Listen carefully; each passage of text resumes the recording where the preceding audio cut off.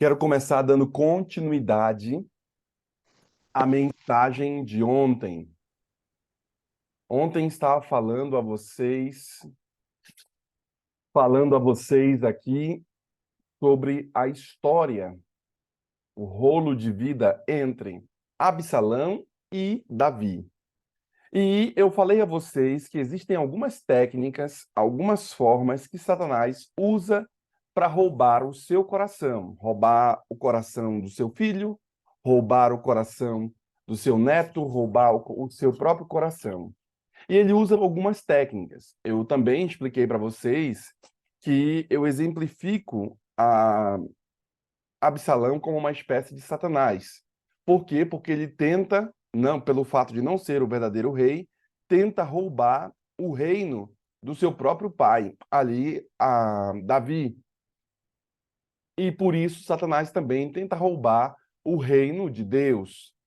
Para tanto, eu comecei falando a vocês que Absalão era um filho muito amado e ele enfrentava alguns problemas ali, queria roubar e se colocava no meio do caminho. Também falei a vocês que ele tenta roubar o coração mudando o foco da pessoa. A pessoa, de fato, ela tem um foco de ir para o céu, ela quer muito que sua família vá para o céu, mas as atitudes dessas pessoas são atitudes que não levarão ela ao céu. Por quê? Porque no meio do caminho o inimigo tenta mudar o foco da pessoa. Então, você está conosco aqui e eu sei que você tem o desejo de ir para o céu. Porém, ao longo desse dia, o inimigo vai fazer e vai tentar mudar seu foco. Perceba que ele não é o verdadeiro rei. Perceba que o caminho que a humanidade está indo, conforme a irmã Marta Cole falou aqui, parecem ser até caminhos de paz, caminhos de bênção, mas levarão as pessoas à bancarrota, levarão as pessoas para fora do reino. Por isso, você precisa entender como é que Satanás está tirando o seu foco do reino de Deus. Como é que Satanás está tirando o seu foco das coisas do Senhor? Como é que você está deixando de crescer? Como é que você está deixando de se desenvolver? Por quê? Porque Satanás está tirando o foco. A pergunta que meu sermão tenta responder hoje, pastor, como é que ele faz isso? E ao longo dessa semana eu vou falar para vocês como Satanás faz para tirar o seu foco, quais são as artimanhas que ele faz, quais são as flechas que ele manda para você. Dentre elas, falei ontem a você que um dos pecados mais fáceis para o cristão é, de fato, cometer, que o cristão comete é tirar os olhos de Jesus. Você está com um espírito bom, você está indo aqui no Go Six, está indo aqui com um espírito adequado, porém, irmãos, o inimigo faz o quê? Ele tira o seu foco de Jesus Cristo. Ao longo do dia, ele manda algumas setas para você que vão impactar a sua vida cristã, vão impactar a luz que nós estamos emitindo para vocês aqui hoje, de manhã. E essa luz poderá ser tirada dependendo de como você reagir a essa mudança de foco. Também percebo que muitos irmãos que foram batizados em nossa igreja, outros foram líderes, por algum motivo abandonaram a fé, saíram do caminho do Senhor. E você pode dizer, pastor, eu treinei meus filhos, eu eduquei no caminho do Senhor, e hoje eles não estão mais nas nossas fileiras. Também, pastor, tem alguns líderes, alguns irmãos que eram mais crentes, mais cristãos no passado e hoje não são tanto. Não têm mais a mesma força, o mesmo vigor espiritual. A pergunta que não quer calar: o que aconteceu no meio do caminho que fez com que você ou a pessoa a quem você ama abandonasse a fé? O que aconteceu no meio do caminho? Quais são as artimanhas do inimigo? Qual foi a mudança do foco que fez? É sabido que boa parte do ensinamento que nós fazemos aos nossos filhos, que nós fazemos em nosso lar, na igreja, quando eles chegam no período da faculdade, do período da adolescência ali, a igreja perde muito a nossa juventude no meio do caminho. Por que que a igreja perde a juventude no meio do caminho? Há uma contracultura que o mundo tem. Ellen White escreveu um livro chamado Escola Sabatina, E nesse livro de Escola Sabatina, ela estabelece a escola sabatina como uma espécie de contracultura. Ou seja, o mundo tem a cultura dele, mas a Bíblia e a igreja vai fazer uma espécie de escola aos sábados de manhã para treinar esses irmãos para viverem uma contracultura. Se o mundo está querendo invadir a igreja, se o mundo está querendo invadir a nossa casa, quando eu digo mundo, né, as teorias mundanas, né, a prática mundana, aqueles que se afastam do Senhor, essa terminologia que estou utilizando dessa aplicação, se o mundo está tentando varrer a sua família ou então a silenciar o cristianismo no mundo, a profetisa escreveu esse livro para fazer uma contracultura.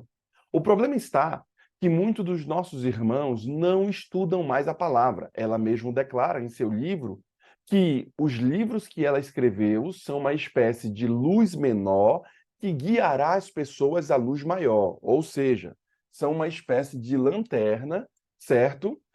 Os escritos dela que vai guiar você ali até a luz maior, que é a Bíblia, a palavra de Deus. Então, você vai ser guiado. Deixa eu ver se aparece aqui. Ó, ali atrás, tá vendo? Dá para ver a minha lanterna. A minha lanterna é uma espécie de luz que está guiando até você chegar à luz maior, que é Deus. Então, é nesse sentido que ela declara que os escritos dela são uma luz menor que vai guiar a pessoa no mundo de escuridão até a luz de Cristo, que é a luz maior. Também, por quê? Porque algumas pessoas sabem que a luz maior está lá em cima, mas o caminho para percorrer até chegar a Jesus Cristo, ter uma vida plena, ser salvo, é um caminho escuro, um caminho que pode te dar tropeços, um caminho em que você não vai enxergar muito bem, o chão não está muito sólido. Então você precisa ter um guia. Por quê? Porque sempre o povo de Deus teve o profeta como guia. E ela se coloca nessa posição de ser alguém que está iluminando o caminho para o povo do advento até a volta de Cristo. Sabendo disso, o inimigo tenta mudar o foco de muitas pessoas, não só dos cristãos, dos pastores, dos nossos irmãos, dos parentes, da nossa própria casa. E aí eu percebo que muitos irmãos, eles são crentes no dia de sábado, mas não são crentes nos demais dias. Muitos irmãos são crentes na igreja 10 horas da manhã, porque alguns não chegam no horário da escola sabatina, mas não são crentes em outro horário, em outros aspectos da própria vida. Então, o que aconteceu com muitos desses que foram apresentados na igreja, que estiveram no meio de nós, que foram educados em nossas escolas? O que aconteceu? Primeiro, existem algumas radiografias que devemos bater. Primeiras coisas, você precisa avaliar se dentro do seu lar, de fato, você foi cristão, se você foi mais religioso do que cristão. Por exemplo, uma das grandes brigas de Deus lá no período que ele viveu na Terra, dos 3 anos e meio que Jesus viveu aqui na Terra, foi uma briga contra os religiosos, ou seja, os escribas e os fariseus, que colocavam a obra do Senhor, a mensagem de Deus, como algo muito pesado e inalcançável. E a própria religião não estava conseguindo ligar as pessoas de volta a Deus. Então, muitas pessoas vinham até a religião e se desconectavam de Deus. E o próprio Cristo começou a brigar ali com os escribas, os fariseus, os sacerdotes daquela época, que ele até chamou de raça de víbora, pessoas falsas, pessoas que não levavam as ovelhas até o aprisco. Tudo isso o próprio Cristo começa a falar, por quê? Porque os fariseus e os escribas estavam tirando o foco do verdadeiro rei, ao ponto de, quando Cristo aparece, eles matam o próprio Cristo, eles crucificam o próprio Cristo, porque eles estavam tão desligados, tão desconectados das coisas de Deus, que eles não conseguiam ver o próprio Cristo, o próprio Deus em pessoa. Eles brigavam porque haviam profetas que estavam dentro do reino, mas quando se levantou um profeta que era do deserto, como o caso de João Batista, pediram a cabeça de João Batista, que era um profeta do deserto. Então, Se o próprio Cristo diz, se os milagres que foram feitos, as coisas que foram feitas aqui em Jerusalém, fossem feitas na pior cidade do mundo, chamada Sodoma e Gomorra, eles teriam se convertido. Mas vocês, Israel, e o próprio Cristo chora por Jerusalém, vocês, Jerusalém, apedrejam os profetas, crucificam, matam. Vocês não estão vendo quem está aqui é maior do que o templo. Ou seja, em muita casa dos próprios irmãos existe mais religião e menos Deus, porque são mais religiosos, ou seja, a prática da religião, mas não são cristãos de verdade, não estão conectados a Cristo. Hoje eu quero falar a você justamente a forma que Satanás faz para desconectar os nossos irmãos. Porque existem muitos irmãos que ensinam a religião, mas não ensinam o cristianismo. E saiba de uma coisa, irmãos, isso é diferente. Religioso é uma coisa, cristão ou verdadeiro é outra. Várias vezes a palavra nos diz: eu quero te adorar em espírito e em verdade. Tem gente que vai para a igreja, mas está desconectado do Cristo. Tem gente que vai para a igreja e às vezes fica brigando. Tem gente que vai para a igreja e às vezes é até líder, trabalha na obra do Senhor, mas está longe do Senhor. Tem gente que atua no ministério, mas está longe do Deus do ministério. É isso que estou tentando falar de ser religioso e de não ser de fato cristão. Ser cristão é quando ninguém está vendo e você é crente. Ser cristão é ter um estilo de vida de oração. Ser cristão é estudar a palavra, porque tem gente que passa o ano inteiro e não consegue ler ao menos uma vez a Bíblia. Tem gente que passa a semana toda e não consegue estudar, não consegue passar o mês sem fazer um jejum. Tem gente que passa o ano todo e não consegue servir a igreja, servir a causa. Por quê? Porque são religiosos e não são cristãos de verdade. Você compreende essa dicotomia que estou falando aqui, essa grande diferença? Essa diferença, ela se dá por quê? Porque algumas pessoas têm o seu próprio coração roubado. E não dá para acessar a Deus se não for pelo caminho do coração. Deus nos sonda, Deus nos conhece, Deus sabe bem o que vai no nosso íntimo, Deus sabe as nossas motivações. Às vezes você, com uma mão, dá uma coisa, mas com outra você quer que tire foto. Quantas vezes já falei para o pessoal da ação solidária nossa, da nossa igreja, para tomarem muito cuidado quando forem dar ali alimentos aos mais pobres e às pessoas e parar de ficar tirando foto com essa galera recebendo lá o prato de comida. Eu já falei para parar de fazer isso. O que a mão direita faz, a esquerda não deve fazer. Eu sei que tem relatórios que tem que entregar e tal, mas não é certo nós ficarmos tirando foto das pessoas que são as mais necessitadas. Por quê? Porque mostra para o nosso subconsciente, para quem está, que a nossa real motivação não é a motivação de abençoar, de amar, de cuidar daqueles que estão sofrendo, como Cristo cuidou. Mas, às vezes, a real motivação é a gente dizer que está fazendo alguma coisa, está tirando uma foto, fazendo alguma coisa. Sabe, irmãos, eu sei que mostrar isso vai impactar a vida de outros e motivar outras pessoas a também fazer esse trabalho missionário, esse trabalho de ajudar o próximo. Tudo isso tem o seu lugar, mas eu quero que você, no íntimo do seu coração, tenha a plena certeza que você está fazendo alguma bondade não por causa dos outros, mas porque Jesus te mandou. Isso vai fazer a distinção entre ser religioso e ser um verdadeiro cristão. Portanto, hoje quero falar a você, e eu fiz esse pano de fundo aqui, porque Absalão, ele rouba ali, ele rouba o coração das pessoas quando ele se coloca no meio do caminho, mudando o foco. Eu quero abrir aqui a 2 Samuel, capítulo 15. 2 Samuel, capítulo 15, versículo de 1 ao 4. O texto começa dizendo assim: E aconteceu, depois disso, que Absalão conseguiu para si uma carruagem, cavalos e uma escolta de 50 homens. Levantando-se ao raiar do dia, Absalão plantava à beira da estrada principal que levava à porta da cidade. E assim que alguém vinha trazer uma causa para ser julgada pelo rei, Absalão abordava essa pessoa e questionava: de que cidade és? E, invariavelmente, a resposta era: o teu servo é de uma cidade tal, dos israelitas.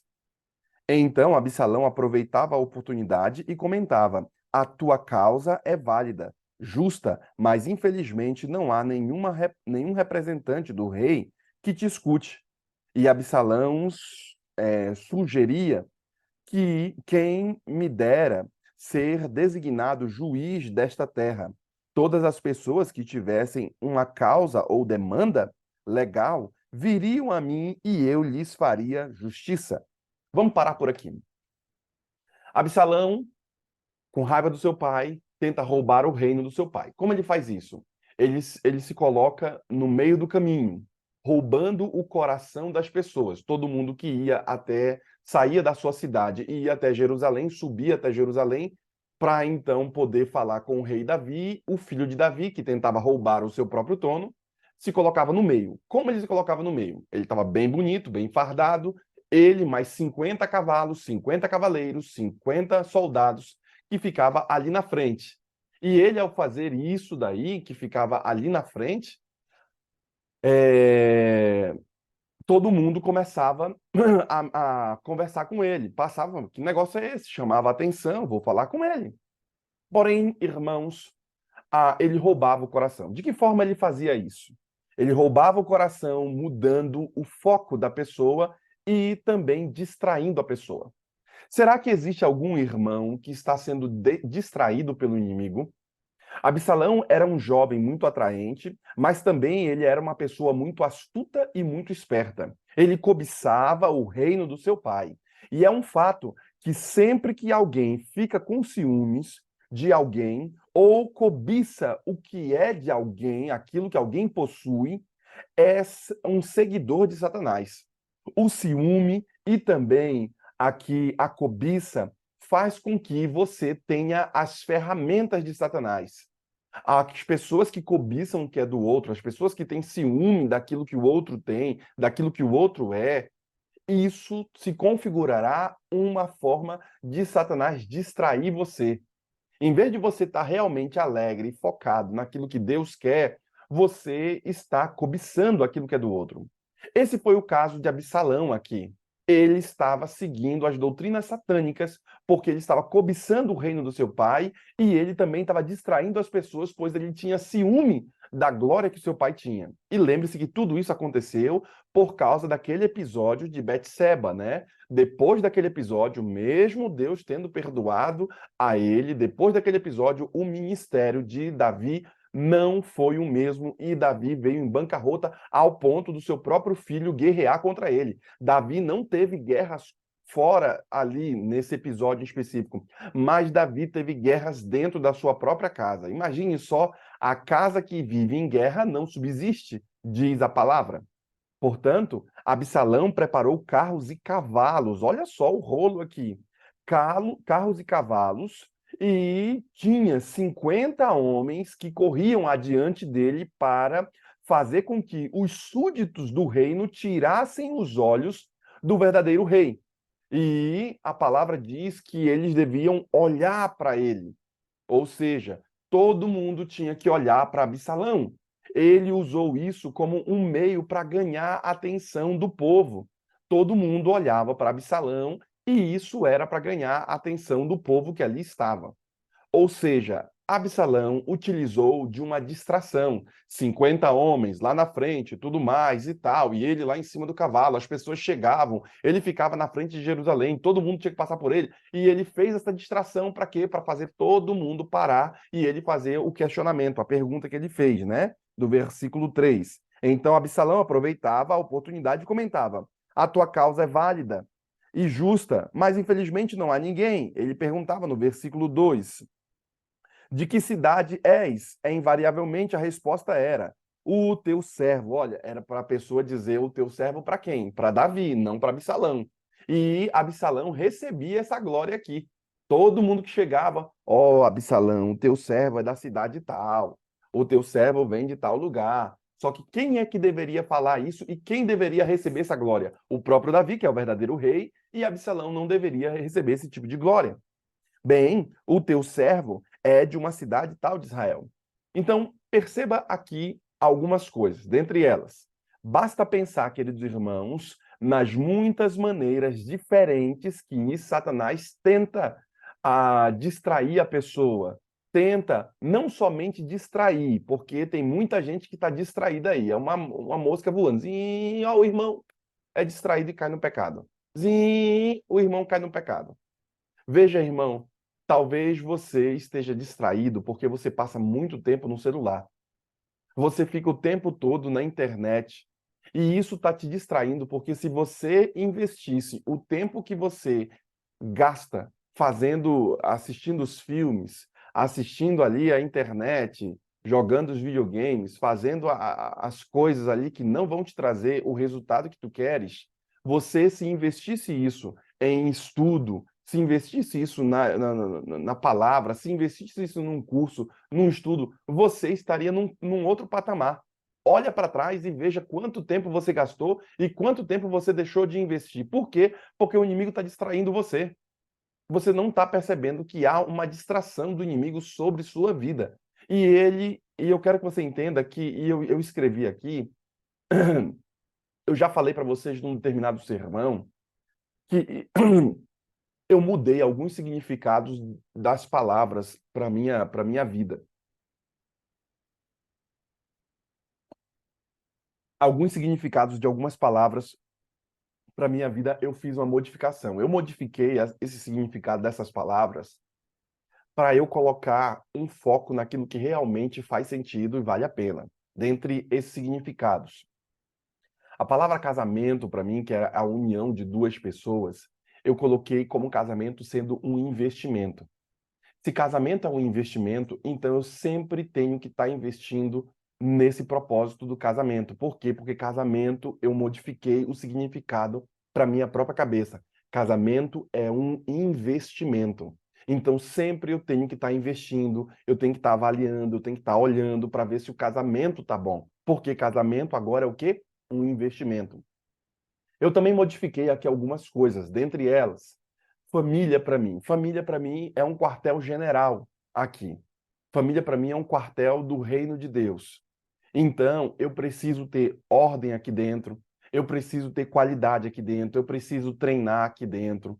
Por quê? Porque casamento é um investimento e a minha família é um quartel. Quando eu digo um quartel, eu não estou dizendo no sentido de que não há amor, de que é tudo aqui lei e regra. Mas essa é uma fase em que eu preciso treinar a minha família para o céu. Essa é uma fase que eu preciso treinar os meus filhos para serem bons cidadãos do céu e dessa terra. Então, eu coloquei e estabeleci família como sendo um quartel-general. Da onde? Do reino de Deus. Um quartel-general do Senhor, porque a gente quer que as coisas de Deus aconteçam aqui. Quando Deus, o nosso supremo capitão, como nós cantamos em nossas canções, Deus sendo ali o nosso líder maior, ele dá uma ordem para nossa família, ele dá uma ordem para nós vamos cumprir o mandato do Senhor. Por isso, a minha família, ela precisa se tornar um quartel do Senhor. Eu também estabeleci como uma mudança de mente, como uma mudança de significado, e eu já falei isso para você em outros sermões, de que a minha própria casa, ela, aonde nós estamos aqui, ela é uma indústria da felicidade. Como é que é isso, pastor? Eu preciso fazer com que essa casa, esse ambiente, seja um ambiente feliz. Tem que ser uma indústria em que proporciona felicidade, em que os filhos queiram estar, eu mesmo quero estar nessa indústria da felicidade e a minha esposa queira estar aqui. E outras pessoas que rodeiam a nós, quando olharem para nossa família, percebam que aqui há uma indústria da felicidade. Por isso eu preciso fazer esse pulo, essa transformação. Para quê? Para que a minha casa se torne uma indústria da felicidade. Também, de acordo com aquele autor que li a vocês aqui, e eu abstraí isso dele, eu também coloquei aqui como uma mudança de significado ali da minha própria vida, os meus próprios filhos, nessa indústria da felicidade, eles serem uma espécie de ogivas nucleares da graça de Deus. Eu treino eles para que, quando eu soltar esses meninos, eles explodam como se fosse uma bênção para o reino de Deus. Se colocar o menino ali, se eu treinar o menino, quando a gente colocar ele num lugar, ele vai ser um representante, ele vai explodir a graça do Senhor. Por quê? Porque os meus filhos são ogivas nucleares de Deus. Vocês estão entendendo que eu estou colocando a família como se fosse uma espécie de fato de quartel? Eu estou treinando os caras. Eu quero que os meninos sejam missionários. Eu estou treinando eles para serem bênção. Estava falando com a Débora que queria ter até mais um. Menino, Débora, não, para, não aguento mais. Quem tem filho sabe. Não é fácil, tá? Não é fácil. Quem disse que seria fácil? Enganaram você. Mas você tem que ter uma perspectiva. E eu ainda te digo mais. Se esse não é o caso da sua família, você precisa começar a olhar a sua família dessa forma. Ai, pastor, mas a minha família não está desse jeito. Então, pela fé, comece a olhar. Porque lembra que eu falei para vocês que antes da construção da casa acontecer, a construção precisa acontecer aqui dentro? Você lembra que eu falei para vocês? Se você não conseguir visualizar o pedreiro antes de construir a casa, o que o pedreiro faz? Ele visualiza a casa, certo? Se você não visualizar a sua família sendo uma bênção, se você não visualizar as coisas modificando, as coisas acontecendo, então, de fato, elas nunca vão acontecer. Você tem que modificar isso. E é uma forma de modificar quando você se une a outras pessoas que também têm esse estilo de vida, porque você vai perceber que se fulano conseguiu, eu também posso conseguir. Por isso que eu falei para você que você tem que mudar de ambiente. Mesmo que você seja um leão bem forte, mesmo que você seja um irmão muito bom, você não vai conseguir ser melhor do que o ambiente que está ao teu redor. O leão, ele perde para quê? Ele perde para a floresta. A floresta vai ganhar do leão. Ou seja, a ambiência sempre vai ganhar de você. Então, você precisa ter novas concepções, novas pessoas, ambiente diferente que vai te trazer um patamar melhor, vai te levar a um estado melhor. Como você faz isso? Você começa a andar, você começa a viver, você começa a falar, você começa a ler coisas diferentes, coisas que vão engrandecer. Por isso que eu falo que o diabo tenta tirar você da rota. Como ele faz isso? Quando ele distrai você. Você passa o dia todo no celular, você passa o dia todo assistindo, você passa o dia todo trabalhando, o dia todo fazendo um monte de coisa. Você não tem tempo para aquilo que realmente é importante. Você não tem tempo para a família, você não tem tempo para a palavra, você não tem tempo para o jejum, você não tem tempo para as coisas do Senhor. Isso que realmente é importante, que vão modificar as suas bases, a sua vida, você não tem tempo. Por quê? Porque o diabo te distraiu. E se for preciso, ele te dá até dinheiro. Tu quer dinheiro? Ele te dá dinheiro, pô. Ele vai te distrair. Você vai gastar mais tempo com as coisas desse mundo do que com as coisas do reino. Para tanto, eu estabeleci aqui que esse ambiente da minha casa, ele precisa ser um ambiente de felicidade, ele precisa ser um ambiente em que eu treino meus filhos para eles serem uma ogiva nuclear das coisas de Deus. Quando os meus filhos, e por isso que eu coloco, eu já falei para vocês, você tem que policiar que tipo de vídeo o seu filho está assistindo. Se ele assiste vídeo, que tipo de vídeo está assistindo? Por exemplo, os meus meninos aqui, acho que a Rose, quando veio aqui, já viu. Eles só assistem coisa em inglês. Ou seja, vai assistir alguma porcaria? Tá bom, vai assistir coisa em inglês. Eles não assistem coisa em português. Acho que eles nem sabem. Não, ele já viu alguma coisa em português. Então, tem algumas coisas que eu gostava da minha infância que eles assistem. O Mundo de Bikman, aquele outro do. Como é que é o nome? Negócio de Jesus lá, desenho de Jesus. Ele vai assistindo tudo isso daí, mas 100% em inglês. Por quê? Porque eu estou fazendo uma coisa sem esquecer das outras. Eles estão entretendo, né? Porque nesse mundo de hoje, você vai para a igreja, os meninos estão no celular e tudo mais, eles não pegam no celular, não tem celular. Os meus filhos, eles ficam às vezes pegando aqui, mas a gente não deixa. Mas quando tem um horário específico que a gente coloca vídeo para ele, por exemplo, já tem o quê? Uns 3 dias que eles não assistem vídeo. Já tem uns 3 dias. Então, em algum momento eu vou dar a droguinha deles lá. Para eles assistirem lá uns 40 minutos do vídeo deles, se eles terminarem a tarefa. E aí, então, eles vão assistir o quê? Aquilo que eu estabeleci, porque aqui é um quartel, para que eles saibam. Por que, irmãos, eu estou fazendo isso? Porque enquanto estiverem nas minhas mãos, eu vou treiná-los. Agora, lembre-se, Se você não treinar muito bem, se você não entender esse negócio de distração, acontece muito quando os filhos chegam na idade de faculdade, de adolescência, e eu comecei falando a vocês que muitos saem da igreja, muitos abandonam ali a fé, porque a primeira aula de muitas faculdades é a aula da desconstrução. Sempre. A primeira aula é sociologia. Pode ver lá no calendário na ementa das escolas, as primeiras matérias são sempre sociologia, a antropologia, alguma coisa desse tipo. Sempre são essas as matérias iniciais nas faculdades. E esses professores, muitos deles marxistas, eles têm o objetivo de tirar da consciência, remodelar o aluno que veio como uma massa ali informe, e eles tentam modelar o aluno para que ele seja o aluno que o professor quer. Muitos desses professores querem que os alunos não sejam cristãos, que eles abandonem suas bases, desconstruindo. E por isso, nos primeiros anos de faculdade, muitos pais perdem os seus filhos do ministério. Por quê? Porque os professores colocam a religião como uma coisa retrógrada, como uma coisa ruim, como uma coisa que não vale a pena. Ah, é negócio do teu pai, é velho. O novo é o que você está aprendendo aqui agora e nós vamos fazer de você alguém melhor. E eles colocam os alunos dessa forma e por isso perdemos boa parte dos nossos filhos quando chegam nesse período, porque as bases não estão bem estabelecidas e não é conversado sobre isso. Não preparam eles para entrar numa faculdade onde eles vão ter uma enxurrada de mensagens que vão tirar do coração. Por isso que comecei o meu sermão falando para você. Você precisa, querido irmão, não ser religioso, no sentido ali bíblico, né? Os religiosos de Jerusalém, mas ser de fato verdadeiro, adorando em espírito e verdade. E você precisa passar isso para os seus filhos, para que eles não vão para a igreja, não estejam indo para a igreja, não estejam adorando a Deus, porque o pai o faz, porque a mãe o faz, porque acontece muito daqueles que só querem fazer enquanto os pais estão. Depois que os pais não estão, eles não estão nem aí para as coisas de religião, para as coisas de Deus. Para tanto, comece a olhar o seu casamento como um investimento, comece a olhar a sua família como um quartel-general que você está preparando para o reino. Comece a olhar a sua casa como uma indústria da felicidade e comece a olhar os seus filhos como uma ogiva nuclear do reino de Deus.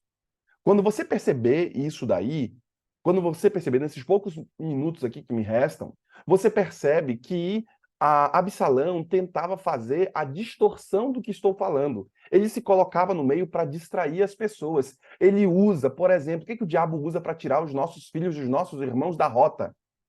Ele usa os prazeres. Muitos dos nossos irmãos vão sair da rota porque ficam mais amantes dos prazeres do que amigos de Deus. O inimigo também usa o sexo ilícito para tirar as pessoas do reino de Deus. O inimigo se coloca no meio de que forma? Distraindo as pessoas com entretenimentos mundanos. A galera que está indo para a festa, para a animosidade e tudo mais, um entretenimento mundano. As pessoas têm mais tempo para os esportes, né? Bom dia para vocês que estão entrando agora aqui, estão conosco. É um fato, tem gente que tem mais tempo para assistir um filme, assistir uma série, e as pessoas às vezes vão noite adentro a esporte, vão assistir o seu jogo de futebol, as coisas que gostam de assistir, os esportes que gostam de fazer, e isso está tudo certo quando está adequado à bênção do Senhor. Tem gente que tem tempo para o trabalho e as pessoas estão saindo agora, indo para o trabalho, chegam no horário no trabalho, se aprimoram para poder ser o melhor funcionário, mas não gastam, não investem e não são desse mesmo jeito com as coisas do Senhor. Não investem tempo, não chegam no horário na igreja, não colocam Deus em primeiro lugar. Por quê? Porque o inimigo rouba essa mensagem da salvação. De que forma? Distraindo os irmãos com esses afazeres aqui. Outros irmãos que o inimigo usa, né? As coisas do materialismo, ele usa demais o materialismo. Tem irmão que só está pensando em dinheiro, quero ganhar dinheiro. Vocês que moram na América, vocês sabem. Chega no período de verão, quando eu era pastor auxiliar aí, chega no período de verão, o que acontece? A igreja esvazia, tem uma galera que só pensa em trabalhar. É 9 horas da noite que O sol se põe, pastor. A galera tá no materialismo, quer ganhar dinheiro, quer fazer isso aqui. A galera acaba sucumbindo o próprio sábado, acaba comendo o sábado, comendo o tempo do Senhor, comendo os dias de oração. A galera tá em busca do materialismo. E essa é uma forma do inimigo distrair você. Não, eu fui para a América para fazer dinheiro, que todo mundo vai para isso, né? Vou para a América fazer dinheiro para construir um reino aqui no Brasil. Então o irmão vai para a América, a conversa sempre é essa. Vou para a América, vou trabalhar, vou morrer de trabalhar, e vou comer ruim, vou fazer tudo. E aí depois de um ano eu aprendo inglês e tudo mais e volto para cá com muito dinheiro e construo um monte de casa e alugo e vivo assim.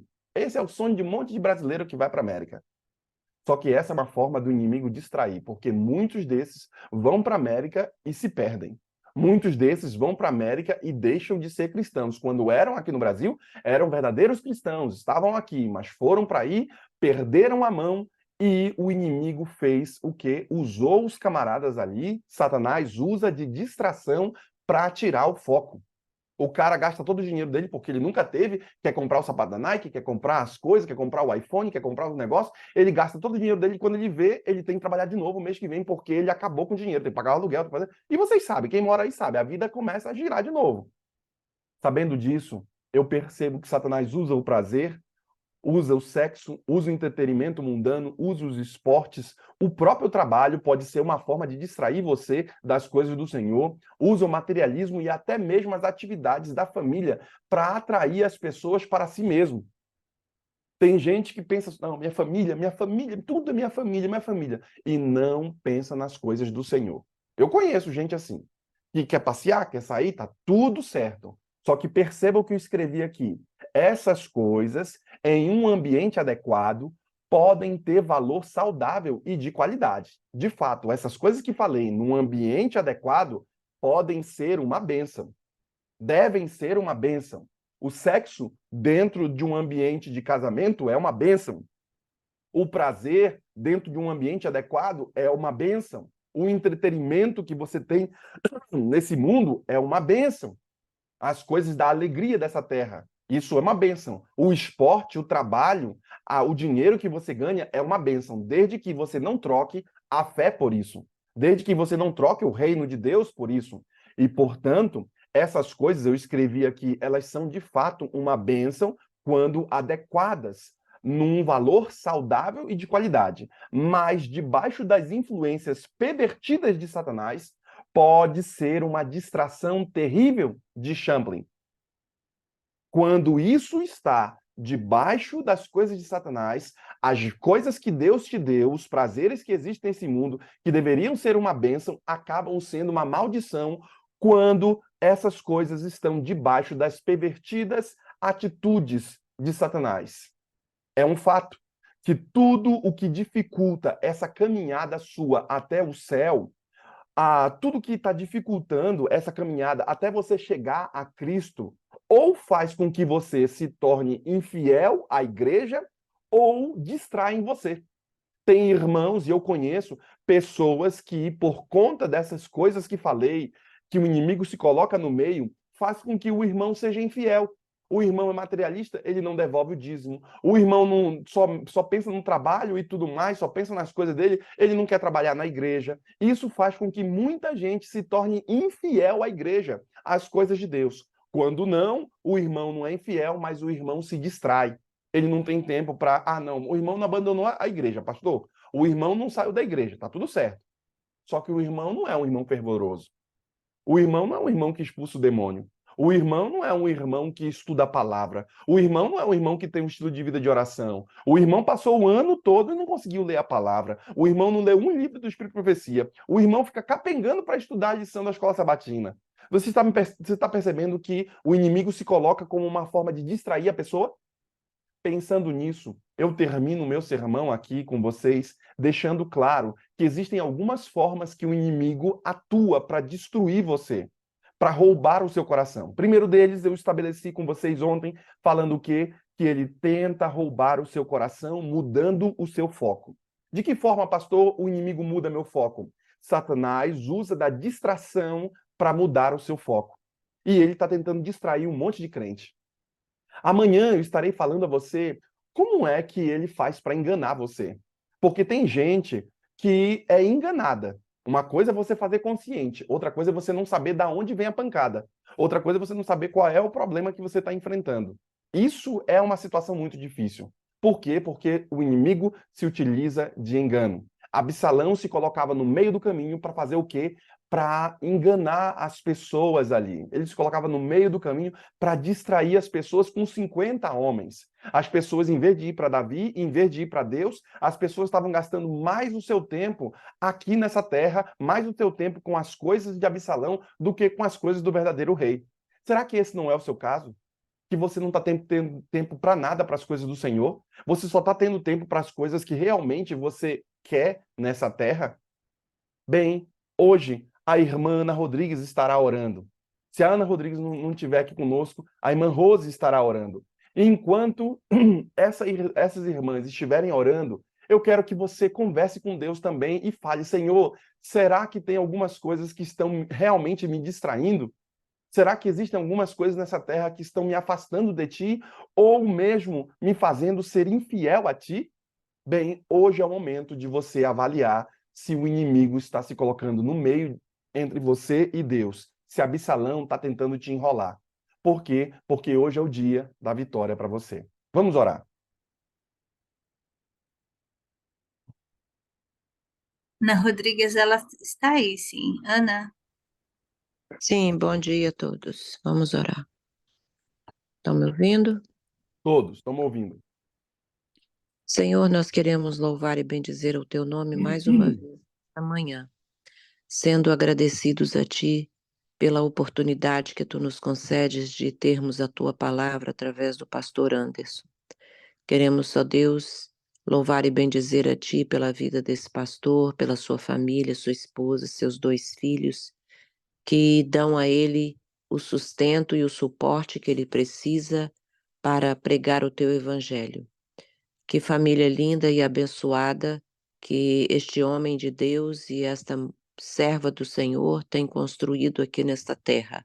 Nós louvamos ao teu nome pela vida deles, pelo lar, e te suplicamos, ó Deus, que tu derrames cada dia mais bênção sem medida na vida deles, ungindo os ombros do teu servo, ungindo a sua mente, os seus lábios, para que ele seja um homem digno de louvar ao teu nome e de trazer, de levar a tua palavra, Senhor Deus, durante todo este dia, àquelas pessoas com quem ele vai contactar. Esta mesma bênção nós te pedimos para cada servo teu, cada ungido teu aqui desta sala de oração. Nós temos tantos homens, ó Deus, que te servem, que te buscam, que são ministros dos seus lares, e aqueles, ó Deus, que ainda não tomaram esta posição, essa decisão, que eles possam ser ungidos, guardados, cheios do teu Espírito, Senhor, para serem usados dentro dos seus lares, nas suas igrejas e nas suas atividades secundárias também. Pai de misericórdia, envia anjos poderosos para as nossas vidas como esposas, como mães, avós, que nós possamos também ser cheias do teu poder e da tua graça, a fim de que a tua luz brilhe na nossa casa, na nossa vizinhança, nas nossas igrejas, Senhor, e que nós sejamos vasos de bênçãos em tuas mãos. Que nós tenhamos um coração humilde, um coração temente a ti, Senhor, e que sejamos batizados com teu Espírito nesta manhã, para que ao sairmos para as atividades secundárias do dia de hoje, nós sejamos bênçãos aonde nós formos. Senhor, temos as nossas dificuldades, as nossas lutas, tu as conheces, Pai. Temos aqueles enfermos que a Marta já colocou diante do teu altar, e queremos te pedir, Senhor, um toque especial do teu Espírito Santo, uma dosagem do teu sangue na vida daqueles que estão em luta contra as suas enfermidades físicas, mentais, espirituais. Deus de amor, unja-nos, usa-nos para o teu reino, usa-nos para a pregação do teu evangelho, Senhor. Usa-nos para distribuirmos os teus livros e que as pessoas que estão sedentas da tua palavra, Senhor Deus, eles possam abrir, ler e querer aprender mais de ti. Deus de amor, o mundo, Senhor, está tão louco, Senhor, tão cheio de direções erradas, Como o pastor mesmo falou, nós corremos tanto atrás do nosso pão diário, o pão que acaba todos os dias. Nós corremos tanto atrás desse material, Senhor, chamado dinheiro, e nós às vezes nos esquecemos, Senhor Deus, de que Tu estás preparando um reino que nós não vamos mais nos preocupar com as coisas do dia a dia, Senhor, mas nós precisamos estar preocupados com a preparação para estarmos juntos contigo nas mansões celestiais. Nós não queremos estar perdendo o nosso tempo aqui, Senhor Deus, ouvindo essas palavras e guardando para nós mesmos, mas nós queremos ser servos teus usados por ti para falarmos de ti para a vida de outras pessoas. Por isso nós te clamamos, usa-nos, Pai, capacita-nos, Senhor Jesus, a que possamos ser vasos de bênçãos em tuas mãos, para atrair outras pessoas para Cristo Jesus. Não permita que eu seja, Senhor Deus, uma pessoa rude com ninguém, uma pessoa que afaste outras pessoas de ti, mas eu quero ser usada, Senhor Deus, para a pregação do teu evangelho, para que o meu exemplo de vida, de falar, de agir, possa ser uma atração para outras pessoas a ti. Nós te clamamos, Senhor, pelo batismo do Espírito Santo sobre a vida de cada um de nós. É em teu nome que nós te suplicamos. Amém. Ainda em tua presença, Senhor, pedimos que tua graça e o teu Espírito estejam sobre nós. Derrama, Senhor, tua graça sobre os irmãos que aqui estão. Que eles recebam a porção do teu Espírito. Ajude-nos, Senhor, a não sermos distraídos das coisas desse mundo. Ajude-nos, Senhor, a não acabarmos enveredando por caminhos que o Senhor não quer que estejamos. Mas pedimos a Ti, Senhor, que renove a nossa mente e nos ajude a focar, Senhor, naquilo que realmente presta, Senhor. Ajude-nos a levar a nossa família para o Teu reino. Não nos deixe, Senhor, cair em tentação, mas nos livre, Senhor, de todo mal. Não nos deixe, Senhor, cair na tentação de só investir o nosso tempo, nossa mentalidade, nossos recursos com as coisas desse mundo. Mas ajude-nos, Senhor, a investir nesse novo mundo, nessa nova terra que teremos. Colocamos em tuas mãos a irmã Marta Coll, que orou no começo. Que tua graça também esteja sobre tua serva. O Senhor nos sonda e nos conhece, sabe bem o que vai no íntimo do nosso coração. Por isso, vá ao encontro do coração da tua serva, abençoando a ela, o netinho dela, abençoando as pessoas a quem ela ama. Também, Senhor, em tuas mãos entregamos a irmã Ana Rodrigues, que orou agora. Sempre, tão bondosamente, irmã Ana Rodrigues está conosco aqui. Que o Senhor também apacente sua serva, dê a tua graça a ela e às pessoas a quem ela ama. Abençoe a nossa líder, irmã Rose, que teu Espírito Santo esteja a guiá-la sempre. E nós, os que ficamos aqui, queremos mais, Senhor, queremos mais de Ti, queremos mais do Teu Espírito, e por isso a cada manhã viemos buscar a Tua presença. Tudo isso te oramos e o fazemos em nome de Jesus. Amém, Senhor. Amém.